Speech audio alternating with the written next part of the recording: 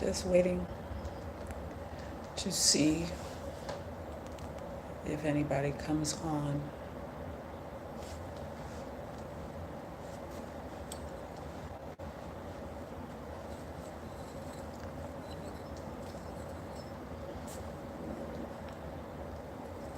Hey, hey, keeping busy. Hey, AJ, how are you?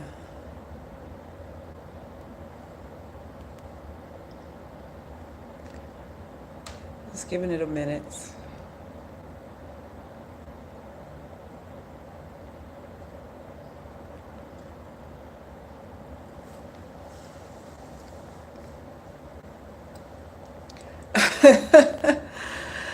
Miss Q says I'm gonna say no already. Why?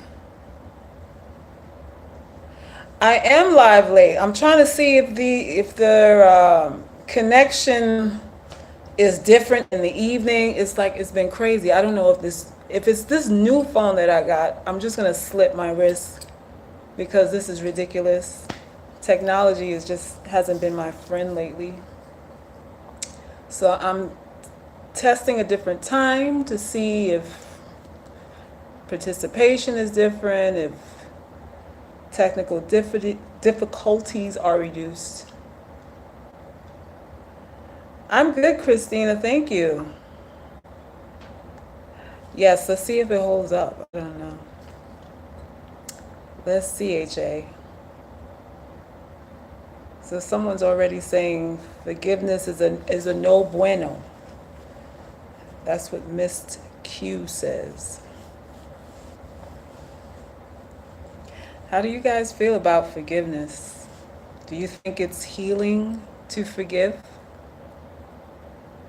I'd like to know a few of your thoughts before I go into this quick live. I'm hoping this one will be quick. Let's see.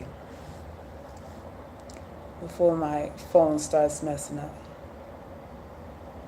Do any of you believe that forgiveness is healthy and that it helps you to heal? That's the topic today. I did a post on my Facebook page sharing my thoughts on what I think about forgiveness, and a gentleman asked me if I felt that forgiving someone helps you to heal. And I asked him, in your forgiving of someone, obviously you've forgiven someone, that's why you're asking me, in your forgiveness of whoever wronged you, how did you feel when you forgave them? Was it healing for you when you forgave that person who violated your trust, maybe put you in harm's way? How did you feel when you turned the other cheek? And he didn't answer really. He just said that he let go of his ego, basically, and that he's pretty much disconnected from any emotional investment in what people do, is what he said. It sounded pretty sad. And I basically told him that, he's disassociated himself with, the people around him so as to not feel further pain, but it doesn't make him any stronger than someone else who actually gets angry for feeling violated. When someone violates you and you feel angry, that's instinctive. That's that's a natural response. To feel anger, to feel resentment, to feel like you want to kick their ass. That's a natural response. I have really yet to find anybody who's doing all this forgiving that's so-called healed. When the women that I coach and the women that I talk to, when we talk about the subject of healing and moving on from something that some man has done to them, they're all struggling with that.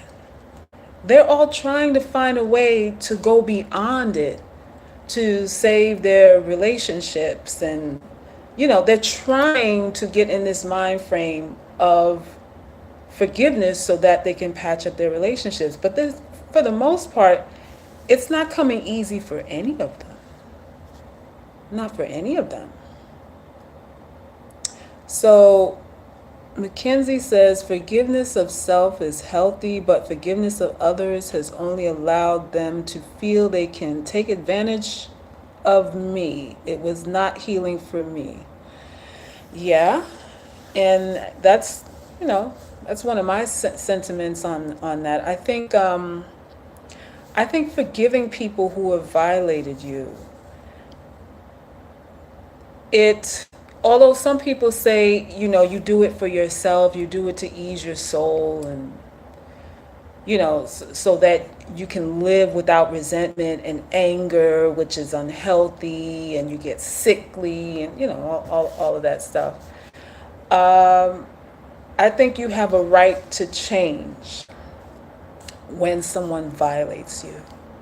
I think you have a right to treat them differently when they have crossed the line and endangered you physically, emotionally, mentally, financially, and any other E you can think of. I think you have every right to say, all right, so our relationship was this before you did this, and now it can no longer be that. I can no longer be what I was with you because you've shown me someone else.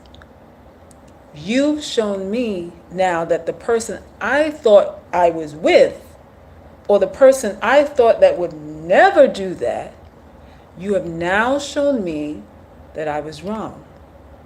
That I'm in love with someone I don't even know.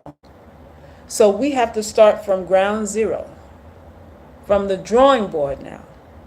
We can't pick up where we left off. And I think forgiveness, for the most part, is a picking up where you left off. But when someone crosses the line with you, it's never the same again. You can't pick up where you left off unless you get a lobotomy, unless they open your brain, take out whatever memory of this person that you have and close you up, sew you up. That's the only way you can really pick up where you left off. And forgiveness itself, it insinuates, it makes it seem like you have power over another person's actions. And you do not.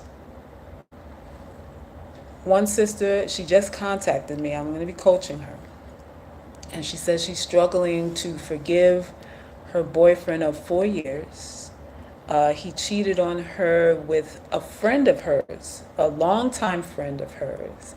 And it was devastating to her. And she's really trying to find a way to forgive him. And I asked her, I said, well, what's the benefit of forgiving him? Because you don't trust him. So how is forgiveness of any benefit to you when now you know that he cannot be trusted? How do you do both? How do you forgive and not trust too? You can't do both. And you can't not trust him and forgive. So it's like once someone violates you, you're not consciously aware of their potential. You're aware of what it is they're capable of. You can't go back to the day before it happened. You can't. And you forgiving him holds no value because he didn't do what he did with your approval in mind. He didn't ask you for approval when he went out there to do what he did with your best friend. Was he concerned with how you felt when he was getting it on with your childhood friend? He didn't care. So how does your forgiveness hold any power? How does your forgiveness change anything? Because at the end of the day, you still don't trust him. Not only did he sleep with your friend, you suspect him of seeing some other girl that he was with before you, and now you have a situation, now you have a pattern developing. Now you have a pattern you're developing, or you're seeing develop right before your eyes, and you're concerned about forgiveness? Who is healed by forgiveness? Someone does something to you that you never thought they would do. You say, all right, I accept your apology and let's move on. Do you really move on? Do you really move on? Do you really stop thinking about their violations? Ladies, be honest. There's men on this live, let them know you never stop thinking about it. You could say that you forgive him because you would like to move on, but in the back of your mind, you're always wondering. You're always wondering, I wonder what he's doing. I wonder who he's doing it with. I wonder if he's telling the truth. You don't know what to believe anymore. So you're never totally relaxed. If you care enough, that is. Because some women, you cheat on them and they have an off switch. They no longer care either way. Then it becomes business for sure. And those women are dangerous because they don't have any remorse for you. So some women handle it gingerly and other women handle it diabolically. But each one on either side is forever changed. Forever changed. So then you have an issue where you're feeling guilty because you can't forgive. He's feeling guilty because he hurt you. And everybody's pretending that this thing didn't happen. You're trying to move on, trying to create new memories, trying to, patch things up and be good to one another. So you're walking on eggshells just for a little while. He'll walk on eggshells just for a little while. And as soon as you get a couple of orgasms, or as soon as he gives you a couple of orgasms, and maybe just one, maybe that first nut after you decided, we're going to work it out, it's back to what it was all over again. It's the same old all over again. Forgiveness doesn't do anything to me. Forgiveness is not beneficial to you. And usually what happens is, like, who is it on my live here? I forgot who said the comment that you open yourself up just for it to happen again. Just for it to happen again. I believe that people can work it out, though. I believe that relationships are salvageable. I don't believe that cheating is a deal breaker, although I used to.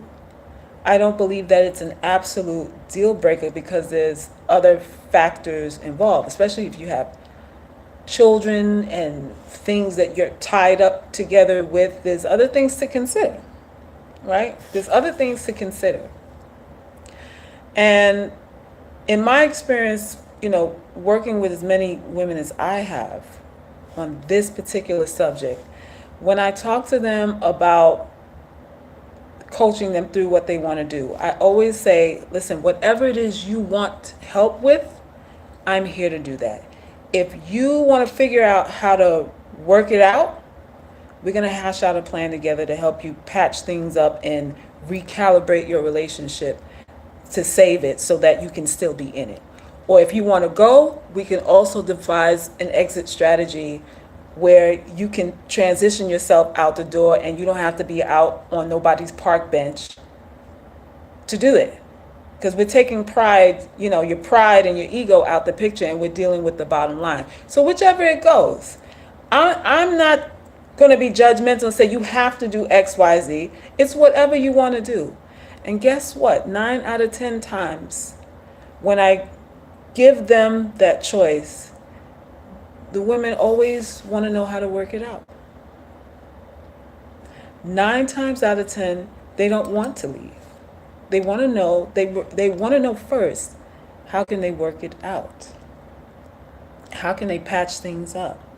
How can they save their marriage? How can they save, you know, their relationships? You've been hurt, you've been abused, he's cheated on you, he might have given you a disease. It doesn't matter what the scenario is. 9 times out of 10, the women want to stay. Emotions. Emotions. You see how powerful emotions are? Emotions don't hold any logic whatsoever, and it's what drives us. We make decisions based on emotions. The only time you don't make decisions based on emotions is when you don't have an emotional investment in whatever that decision is. That's the only time. And that's hardly ever. Hardly ever. You can walk away from someone you don't like. You can walk away from somebody you don't love.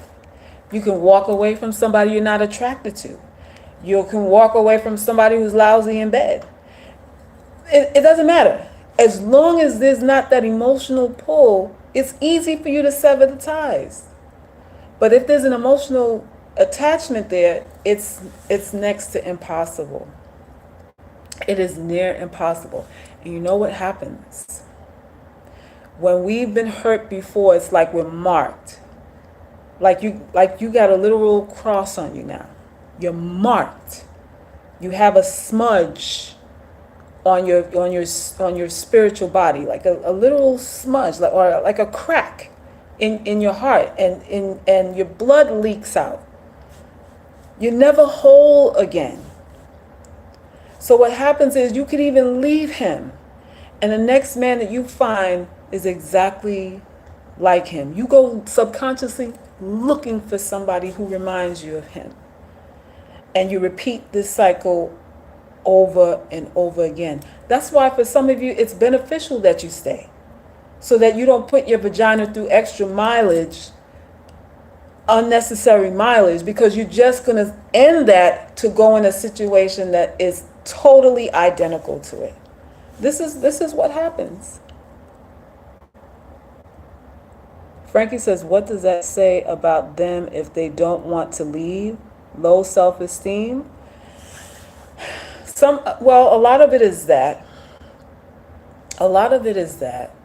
And it's conditioning. People treat people like addictions.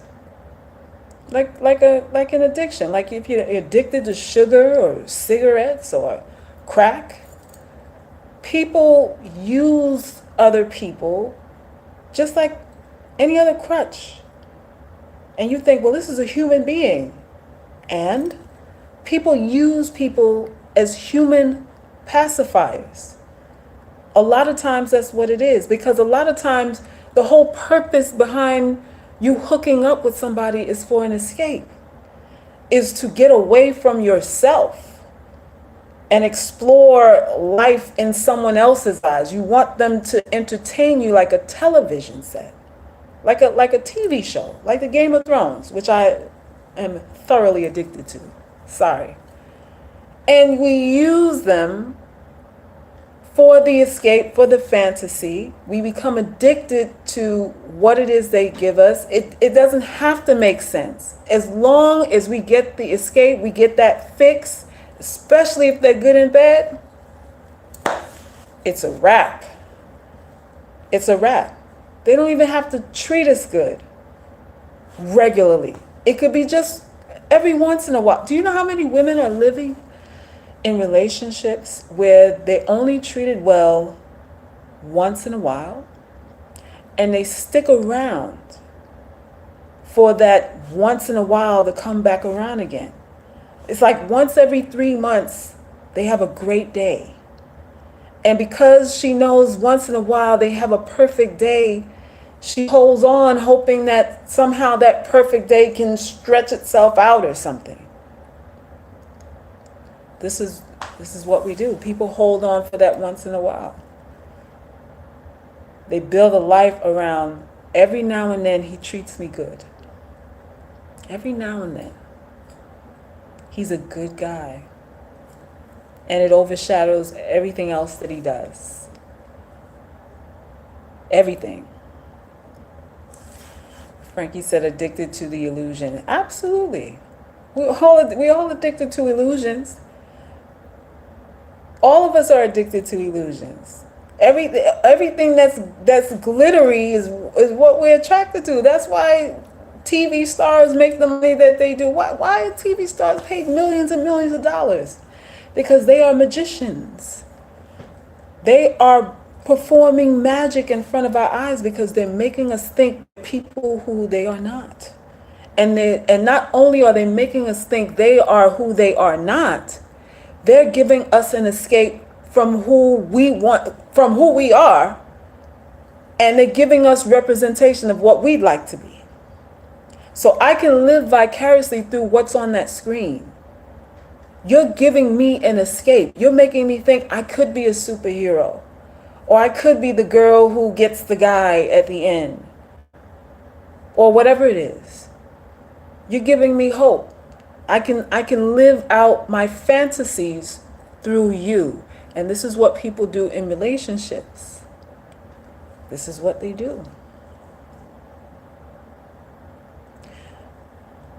1225 says, cheating is the ultimate betrayal. There is no forgiving that. You are basically saying to the person you cheated on, you're not enough, and I don't value what you are and what you bring to the relationship. Hey, Swim. Hey, Sink or Swim.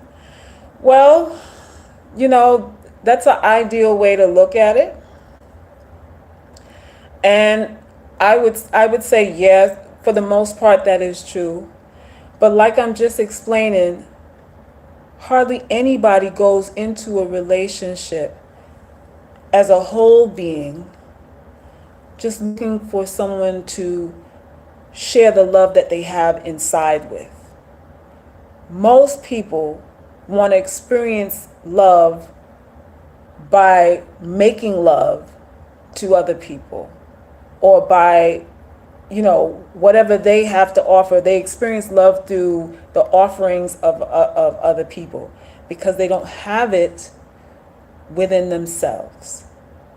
Most people you meet, including yourself probably, are looking for that better half. That's someone to complete you.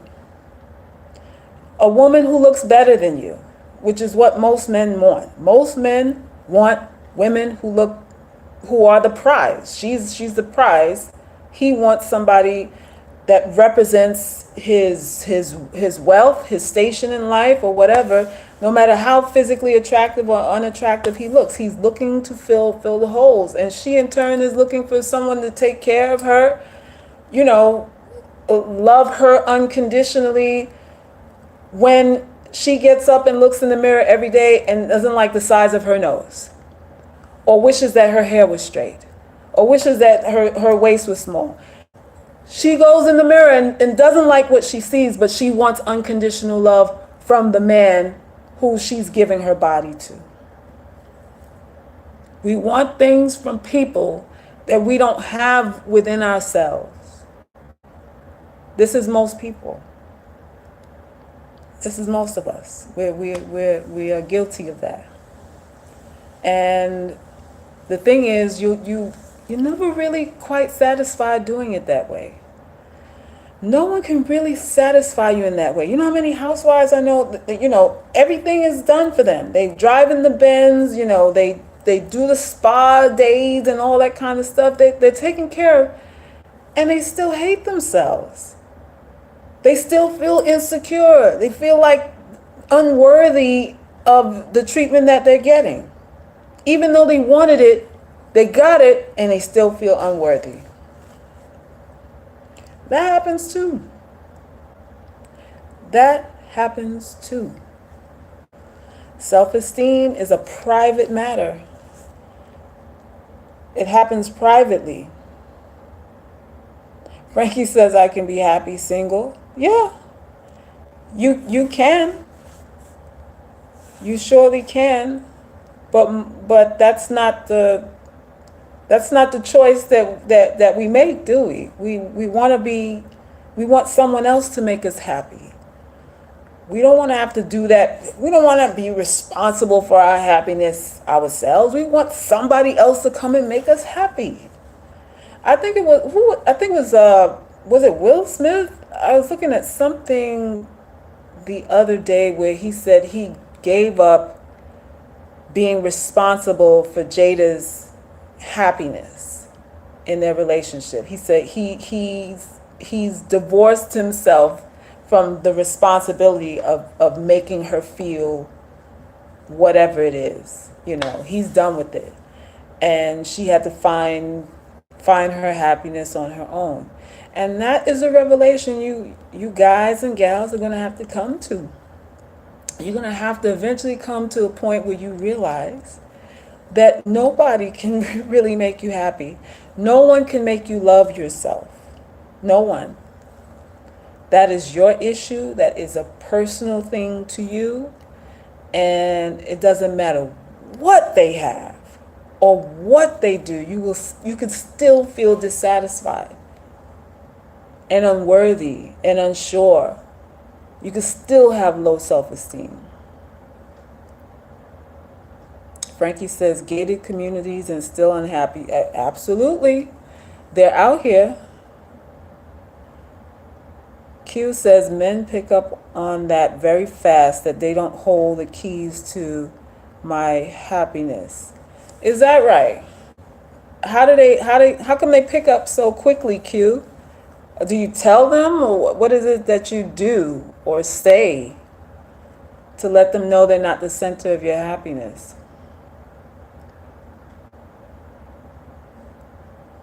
What is it that you do?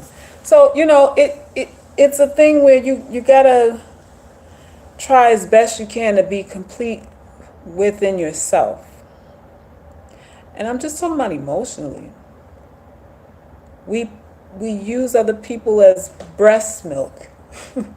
We breastfeed off of other people like parasites, really. And then one day they don't want that job anymore, and you feel like how you don't want to please me anymore. You said you love me and all of that. And eventually people get tired of being your television set. They get tired of being the sole source of your life. They get tired of being the center of your world, because when someone's the center of your world, you become a bore. Then there's nothing fascinating about you. Then you stop improving yourself. You stop being you. Now all you are is a representation of, I don't know, another bill. You become a job to them, because 24 hours a day they need to reassure you that they love you. They need to reassure you that everything's okay. You know, they need to reassure you with attention and time and all that kind of stuff, because you can't hold your own. Because you have no identity of your own. You know, that's how it gets messed up. You don't never, ever, ever want to be like that. You always have a, Sure Thing says, you always have a take it or leave it attitude. Absolutely. Absolutely. That's a healthy way to be. A take it or leave it attitude is better than forgiveness. Take it or leave it attitude means that you always have choices. It means that the other person knows that you always have choices too. That's how people behave themselves, you know. When they know you aren't trapped, they become very cordial, under heavy manners, according to what my mom always said. Under heavy manners, you know. They become appreciative of what you give, because they know you're doing this by choice. You're not under duress. You're not doing it because you feel trapped or because you are trapped. Everything that they get from you is a gift when you have the choice and you maintain the choice of doing or not doing. Forgiveness doesn't give you that. Forgiveness doesn't give you that swag. It doesn't give you any of that. It just means somebody can pick up where they left off, no penalty. When someone violates a contract, you have to renegotiate, In business, then if a contract has been violated, then the terms of the agreement have to now be renegotiated. You don't just go on with whatever. There's a penalty you have to pay now. Breach a contract, now you have to pay the penalty. You want to bail on the relationship? There's a penalty for that. You want to walk away from the deal, you have to pay me. You have to pay me. Because now it's a different deal. We had an agreement, and you didn't uphold your end of the agreement. That means who I signed this contract with is no longer the person that I'm dealing with. So now we got to go back to the drawing board, go back to the table again and say, look, okay, I know I said I'm going to cook dinner for you every night, but that's not going to go down anymore. I want to eat out every Saturday or every Sunday or every Friday evening or something like that. We got to now renegotiate because I'm not going to be as available as I was before. And I'm saying that really it has to be like really a mental thing. It really has to be a mental thing. You don't have to necessarily literally sit down and say, listen, I'm not doing X, Y, Z. You just let your movements make that understood. You let your new maneuverings make that understood.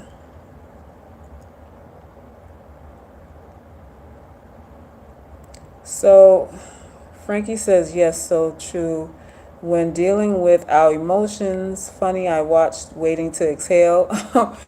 Yeah, Waiting to Exhale was it.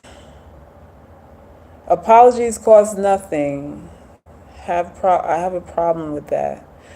Apologies, you're right.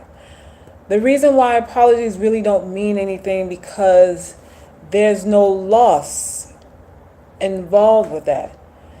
It's like saying, it's really like saying I love you. What does that mean? You say it, but how do I quantify that? Because a lot of you women like to hear. You're caught up in what you hear, and you feel that what he says to you holds value. Whether it's true or not is like an afterthought. That's like down the line or something. But if he says, I love you, and his actions don't substantiate the claim, it actually confuses you. When it shouldn't confuse you. If he says, I love you, but nothing he does substantiates what he claims he feels about you, that means he's lying. That doesn't mean you don't know how to see it. That doesn't mean you're missing something deeper. Some of you ladies, like, you really go sub-level with, well, I know he's afraid, and, this last relationship, the girl did this and that, and I understand that, he's being reserved right now, and I know he really loves me, but he just can't show it, and no. If someone makes a statement, and the actions do not correspond with that, that's what we call a lie. That's what we call a misrepresentation. That's what we call sweet nothings in your ear. That's what we call that. And it holds no value whatsoever. If you can't see it, if you can't touch it, you can't experience it, and all that's going on is that you're hearing it, then it's not real. Because like the viewer said, apology, it doesn't have any worth. Because there's no sacrifice, there's no action behind it, other than a kiss and a hug. I mean, what is that? You can apologize, but something has to be altered now. Your apology has to come with a penalty. And some people would say, if you do it like that, then you really haven't forgiven them. You know, if you require them to suffer in any kind of way, or if you're altering the terms of the dynamic of the relationship, then you really don't forgive them. Okay, I can live with that. I can live with that. Because if forgiveness means that I am to disregard what you have done in order to trust you, then I don't want that. Then I'm going to be a fool. I'm going to be a fool, and you're going to do what you did to me before again, probably quicker than you would if I made things a little more difficult for you. Because honestly, when people violate you, unless they're really incentivized from within themselves to change, I would always say expect it to happen again somewhere down the line. When they say once a cheater, always a cheater, that's true. That is true. I think you should expect it. I don't think you should, just because you forgive, your forgiveness doesn't change anything. It doesn't change their hunger and desire and their drive to do whatever it is they do or he did. Your forgiveness doesn't stop that. Your forgiveness doesn't alter his character. Your forgiveness doesn't now make him see right from wrong. He knew it was wrong, but what he wanted superseded what was the right or wrong of it all, or your feelings. So his right and his wrong were that what he wants is the right thing to do. He decided in that moment what he wants is what's right. And whether something hurts you or not is an afterthought, is irrelevant. It's really irrelevant. It's really what it is. Listen, everybody does exactly what they want to do. That's pretty much what it is. That's my rule of thumb. There's really no accidents. If you planned it out, you booked a hotel room, you brought the wine and the cheese and the chocolate and all that stuff, you set it all up to have this soiree with another woman. You spent 2 nights out. You did it because you wanted to. That wasn't a mistake. That wasn't a mistake. So my forgiving you means zilch. It means absolutely nothing.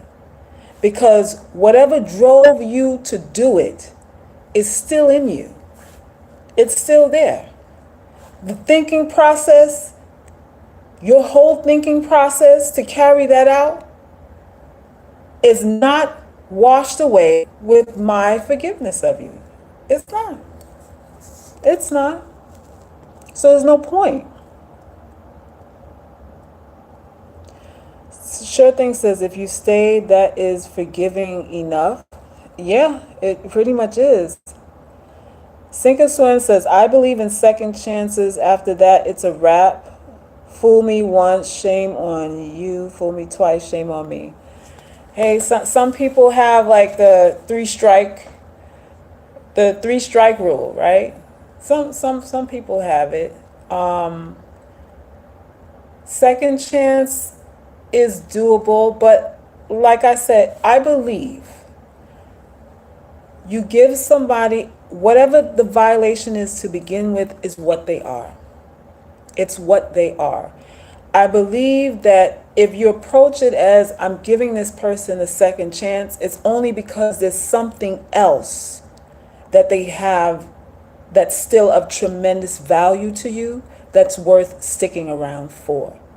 But to say that I'm going to give this person a second chance because they said they're not going to do it again, listen to me. That's a mistake. That is a mistake. You don't base your second chance on a promise that is made to you that this person is never going to violate you again, because they didn't guarantee it the first go round. So how's the second round different? The first vow they made was to never harm you, and they violated that. Nothing changes there. Nothing changes. So your second chance should be solely based on, okay, he cheated, but I need this money to put my son through college. We have the house, we have some investments or something. As soon as he turns 18, I'm out the door, or whatever it is. Some of us, your exit strategy may take years to complete, but you have in your mind what you're going to do. So for the most part, your second chance is purely based on other things that are of as great amount of importance as fidelity, let's say. Like it's pretty up there with your survival, your life and livelihood, or whatever it is. If leaving him is going to mess up your money, you stay. You look for the bottom line. If you are staying, just 'cause that dude said, I ain't gonna never do it to you again, that would be what I call a mistake. That would be a mistake. Listen to me. I'm not sugarcoating anything for you. Once you are violated, the person is showing you their character. It's not a one-off thing. It's not a one-off thing. These things take a lot of thought. They take thought. And maybe the woman that he did it with was somebody random that he didn't know. But the thought to do it didn't just happen that night that he slept with her. She was just the one available. Maybe the one that he wanted was on vacation with her dude, and he couldn't get to her. That's how this thing goes. So there are thought processes that happen before an actual act takes place. And even though you're saying he slept with Susan, it's not only Susan that he wanted to do it with. You're fighting with Susan and ghosts that you cannot see, ghosts that you don't even know exist. Yeah, that's what that is. No one can really guarantee fidelity, because fidelity, unless the person is extremely disciplined, extremely, it's near to impossible for a man to guarantee you he will be honorable during the whole duration, until death do you part. Not unless you are marrying a virgin. If you were a virgin and he was a virgin, you might have a chance with that. More than likely, that could be how you end up. If you are the woman, the embodiment of his dreams, like everything he has ever thought about in a woman since he started having wet dreams, if you embody that, then maybe you have a chance of that. Maybe. Other than that, no. What you have is a human being who one day loves you, the next day not so much. The day after that, he would like to leave, but he can't because he's married to you, or y'all have kids together, responsibilities. So he'll go watch a game to take his mind off bills and you. He'll go out with the buddies to take his mind off bills, wanting to sleep with other women and you. And then something comes around. Maybe one day you actually look great. Maybe this month you lost 5 pounds. And maybe you wearing your hair like you did when you guys first met. And then you have a lovemaking session like you did when you were, 25 or something like that. And then he loves you, he loves you again for that moment. And then It's back to bills and reality. And that's a cycle. It just goes like this. It goes up and down, up and down. I really like you today. I don't like you tomorrow. I love you today. I can't stand you tomorrow. I like you today. I wish I never married you. I wish I never had kids with you. You think people don't think that? Even people that care about you. I really wish I never had your kids. I really wish we never hooked up. I wish I never knew you. You think people don't think that? Don't you think that? With men that you actually care about? Don't you have times where you wish you can go back and to the day before you met him? This is real life. It's not a straight line, it's a zigzag. And people have all kinds of thoughts, all kinds of not politically correct thoughts that they don't share with you. But it's human nature. It's human nature. HA said, what's the point of it all then? Damn. What's the point of it all? Because a relationship can help you to grow too. If you choose wisely, it can be a wonderful experience too. You know, if you're not running from yourself, it can be fabulous. It can be one of the best experiences of your life. So it really, the point of it all really is for you to answer. What is the point of every relationship you've chosen? What was the motivation behind every relationship that you've decided to go into? Was it because he talked nice to you? Was it because he had money? Was it because he looked good? Was it because he was the only one who asked you out? The point of it all is you. The point of it all is you.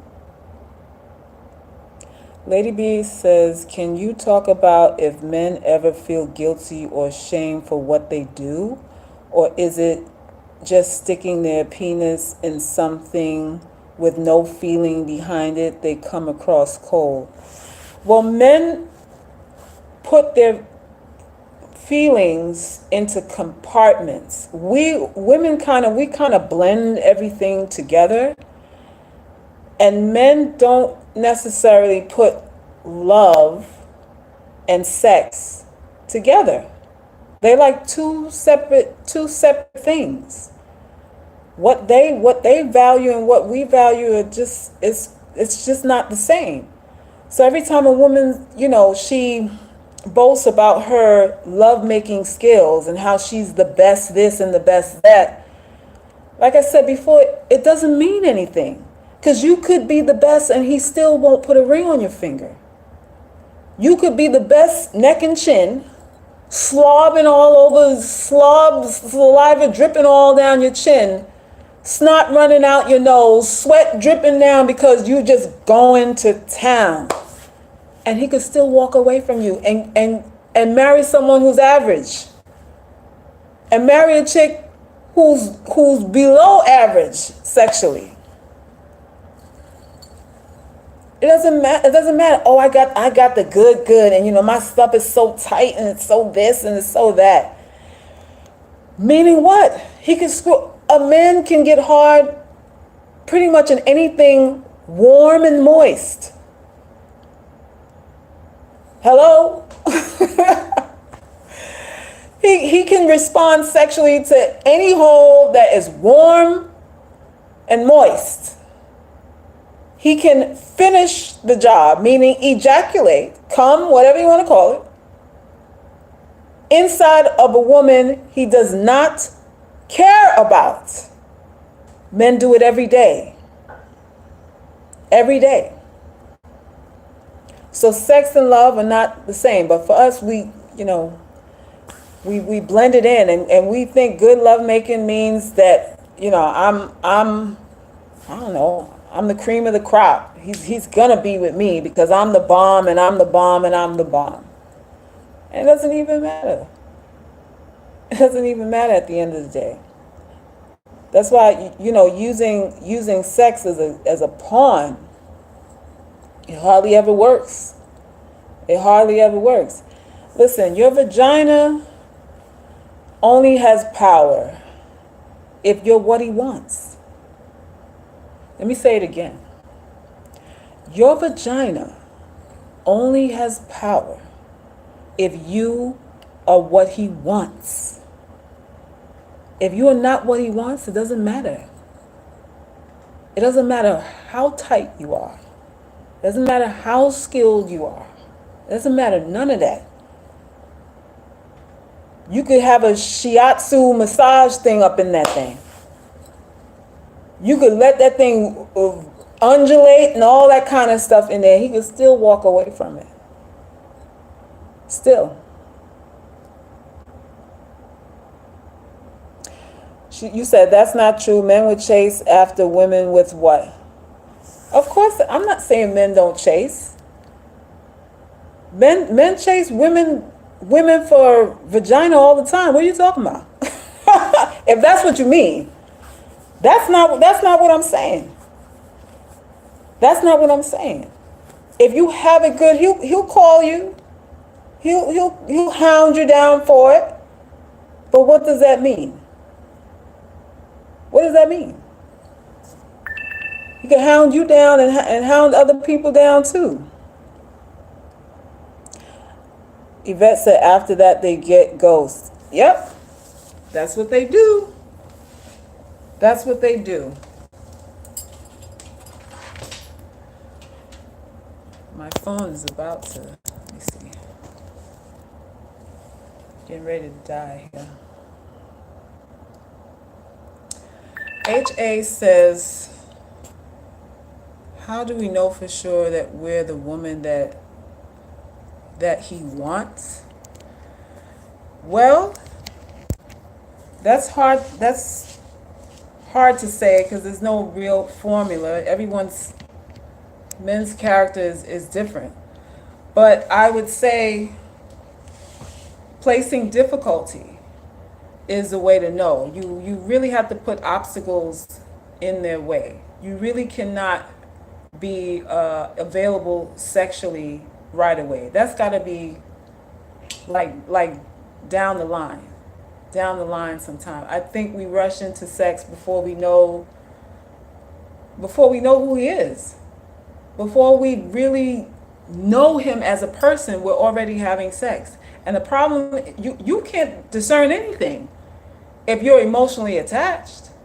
And what happens when you have sex is that you become emotionally attached. And once you are emotionally attached, you don't know what he's feeling because you're too clouded by your feeling. And you think your feeling is what he's feeling.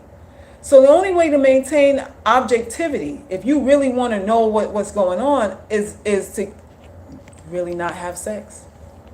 Really not have sex. He's got to be investing in you. That's really how you know. He's got to be investing in you.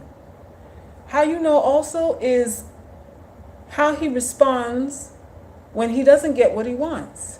Because everybody's playing the nice game in the beginning, right? You're playing nice. He's being accommodating. He's opening car doors for you when you know damn well that ain't what he do. But he's putting his best foot forward to appear to be a gentleman for you. And maybe some men are, but a lot of them play because they want to impress you. So you have to understand in the beginning of a relationship, the first few months actually of a relationship is a game of, I want her to like me. So I'm not going to show anything bad about me so that she'll like me enough to give me sex. That's what it is. And you gotta wait that out. You gotta wait that out. Why? Because sex with the wrong person can ruin your life. It can ruin your life. And the only reason why we're so free with it, like I said in the last live, is because of birth control. We have access to birth control, so we think we can act like men. We think we could just sling it around like they do. When we're not biologically wired to do that. we have to scrutinize. We have to be selective. Imagine if the potential to get pregnant was there every time you had sex. How much sex would you be having? If every time you had sex, you could get up from the bed pregnant. You tell me how you would act, how you would choose, what you would do, what would you wait to see, what would you need to hear, what would he need to do if that was the case? If that was the case. Our problem is that we have to stop acting like men. That is what we are not. That is what we are not.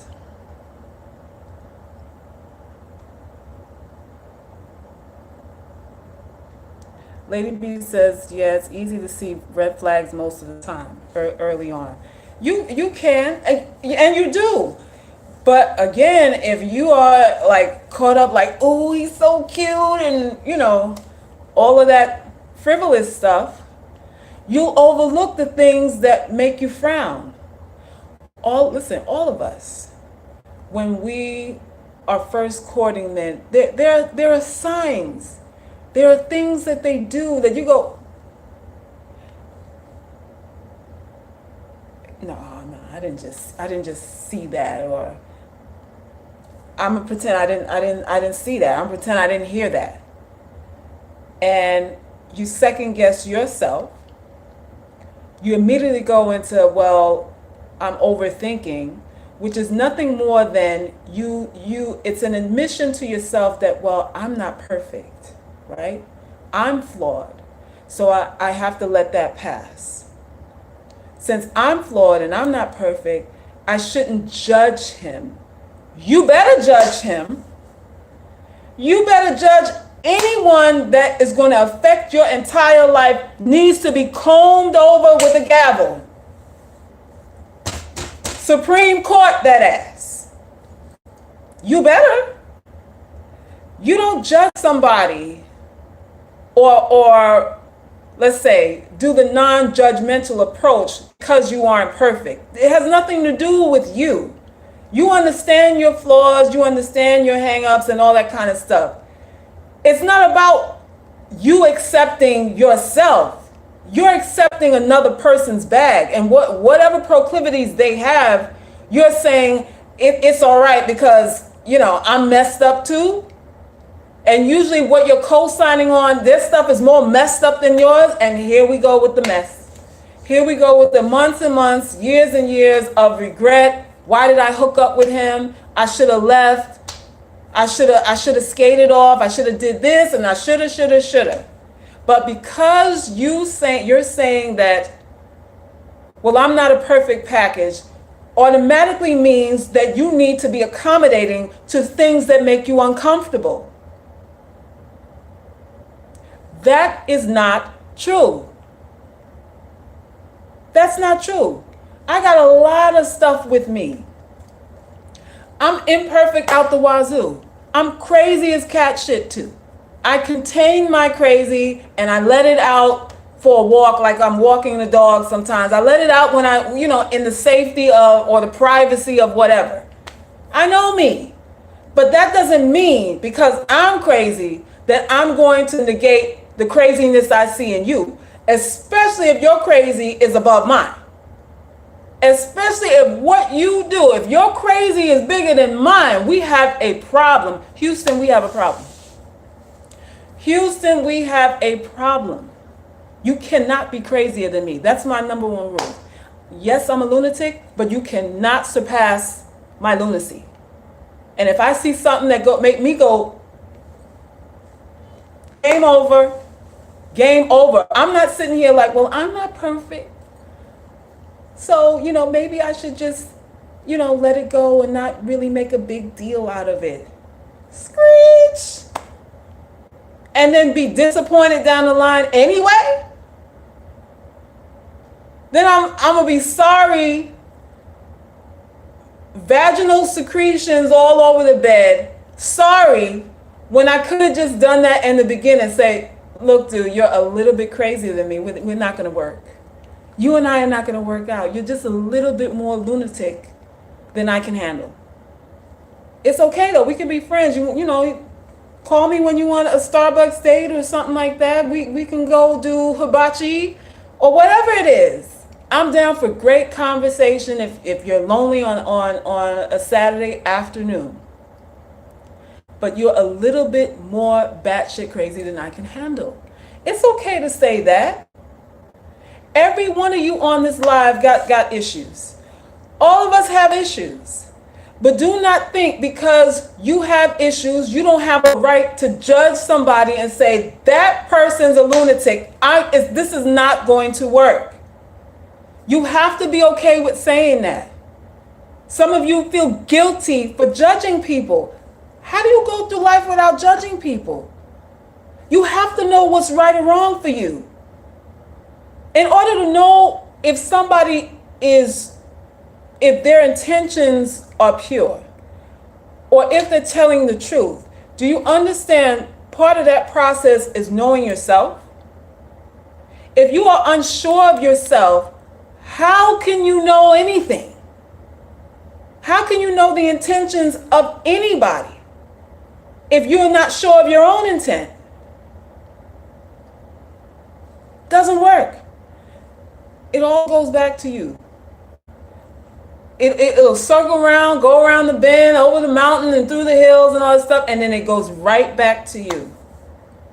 It goes right back to how you feel about yourself. If you are confident in yourself and you have respect for yourself, when you see something that's off, there's no second thought that it's a deal breaker for you. The only time when you're confused, it's because you don't trust yourself. Not that you don't trust him, you don't trust you. You don't trust your own judgment because you're such a liar. You're an effing liar to yourself. You lie all the time. You make excuses for yourself all the time. You have no effing follow through for anything you've promised to do to yourself. Therefore, you second guess everything that comes before you, everything that's said to you. You don't know what's real and what's not because you're a liar. You're an habitual liar to yourself. That's what this is. Frankie says, so true. You captivated me. My earlier thoughts. Everybody judges. So true. Yeah. You have to. You better enjoy judgment. Listen, everybody I meet, I'm sizing up. You come into my space, I'm listening to what you say. I'm listening to the tone of your voice. I'm looking at what you're wearing. I'm looking at how you're responding to me. I'm judging everything. I'm evaluating, evaluating, whatever you want to call it, everything. Because I want to know what's going on. I want to know what's going on. This is not no free. Love is not free. Love is not free. And we need to stop approaching it as something that can be organic. Love is planned out. Love is orchestrated. And chess moves are made and all kinds of stuff to get you to feel a certain way.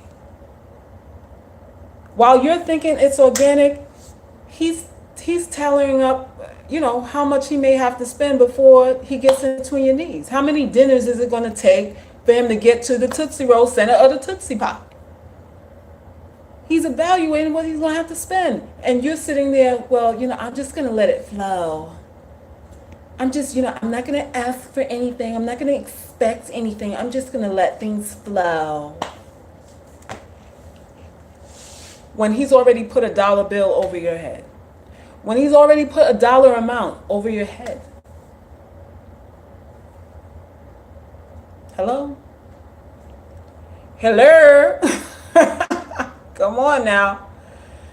Get hip to the game. So, it's getting dark. And I think we got to wrap up this live. Frankie said, what price are we willing to pay? Yes, you have to know that. Men have to know that, and women especially got to know that. Women especially got to know that, because I tell women all the time, the only power you men have is to make an offer. You can't force her to take your offer. Although some play like, or some women relinquish their power over to him and say, well, whatever he's offering me is going to be okay with me.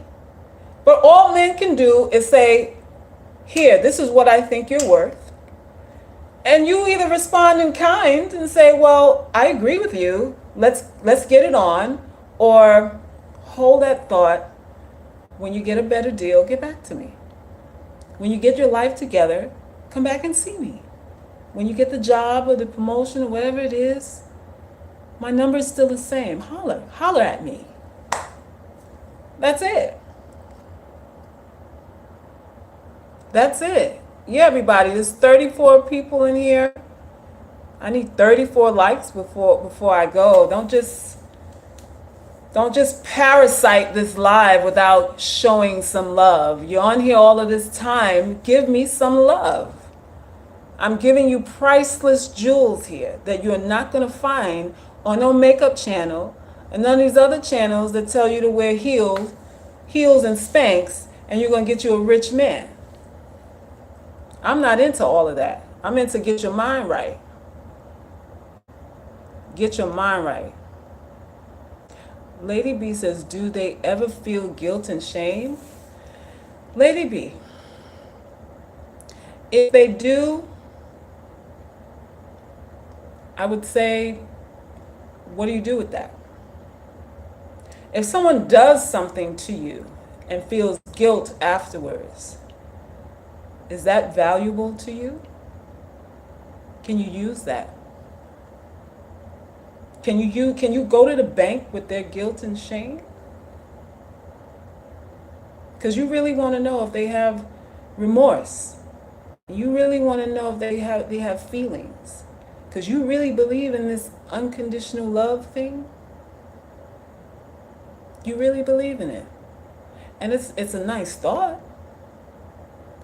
It's nice to think that someone can love us no matter what kind of flaws we show. We want that. But the guilt and the shame serves no purpose after the act.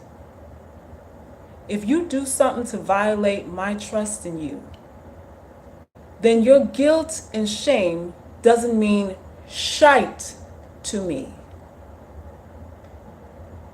The only way your guilt and shame would mean anything is if it prevented you from doing the act. Then we can have a discussion about what your process was. What stopped you from doing that, Jim? But if you have guilt and shame afterwards, how does it benefit me? You see what I mean? Priorities. Priorities, people. Yvette said, locker room talk. They are comparing and laughing. Of course. Of course they are. And it's okay. It's okay. I need 32 likes, even from you people that hate me. 32, there's 31 people on here. Come on now. The rest of you hit the like button, because I gotta go. It's getting dark, and soon you ain't gonna be able to see nothing but my nose ring and my teeth. And I gotta go. I gotta go.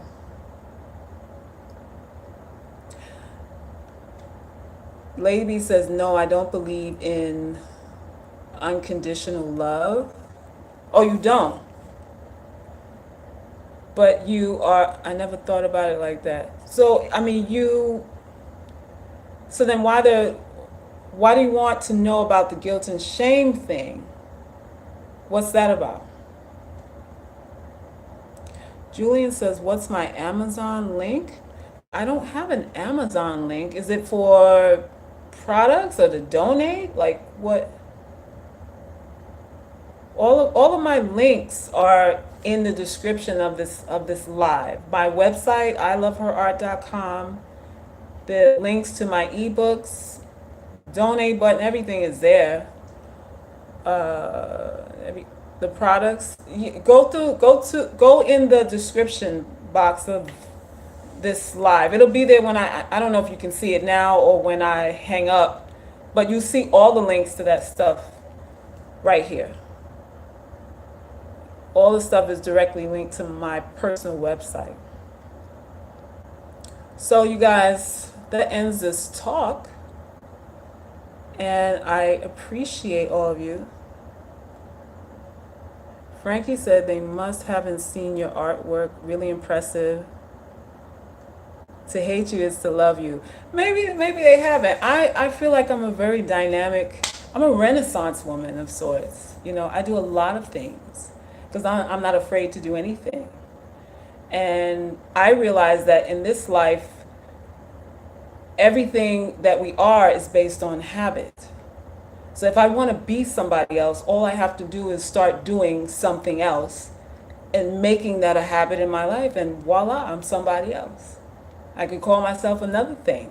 I'm an artist, I'm an author, I'm a poet, I'm a life coach, a relationship expert, I'm a spiritual advisor, you know. I'm all those things. And looking for more things to add on to it. So everyone hit the like button. It's getting dark. Y'all letting the moonlight come on me before hitting the like button. I said hit the like. I need 33 likes in here so I can go. Like, for real? Ain't nobody asking for you holding a like, you know, like, for real? Give a like. Better, you just on the live? Better me? I'm getting ready to go, sweetheart. Lady B, before you answer, I wondered how can men literally break women down the way they do with no remorse? It's crazy to me. Yes, women allow it, but some of them have no boundaries. You have to have boundaries. Boundaries are your protection.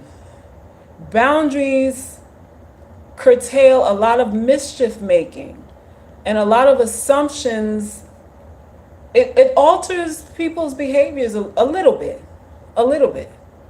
When you have boundaries, then you have conditions by which you are there. And if those conditions are not met, then a loss takes place. And people respond to gain and loss. That's why you need bounds. There has to be some fear that a loss is going to take place if you are not pleased in a certain way. Yvette said, simple, it is a game to them. They are hunting and gathering. Yeah, that's all they are. But don't be afraid of men. Don't be afraid of these men. You still call the shots. They can offer you whatever they want. They can say whatever they want about you. You know how many women that I talked to that said their exes told them no man would ever want you because you had kids or you were too old or you too this or too that, and they just believed them? They allow these men to cast spells of words, cover them with their own words, their own angst, and they live out their lives according to what these men said about them, and they were only saying it to them so that they can hold them there. So they can hold them there. You always have a choice. No matter how bleak it looks, if your mind is in the right positioning, you can acquire whatever it is that you want, regardless of the odds, regardless of the statistics, regardless of the sexual market value, regardless of all of that. So, all right, you guys, it's like, I know you can't even see me no more. Give me 30 likes so I can go. Come on, who is holding out here? I wish I could see who likes and who doesn't. YouTube has to do something where we can actually see who likes. I wish they had that so I can see who's holding out a like here. You getting all this free information and you can't give me a like? Like, that's messed up. That's messed up. Anyway, y'all. Yes, Frankie, hopefully they broke that spell. Exactly. So I gotta go. I gotta go now. I might be back on tomorrow We shall see. But share, like, subscribe to the channel. Go through all the links in the description box, and I'll talk to you guys soon. Hope that this was value packed. Replay it and take some notes. Do that. Yes, Sync. Tell them to hit the like button. These people be holding out on a like. Ain't nobody asking for no money, nothing. All I'm asking for is a like. Come on now. Finally, 30 likes. All right, now I can go. Peace.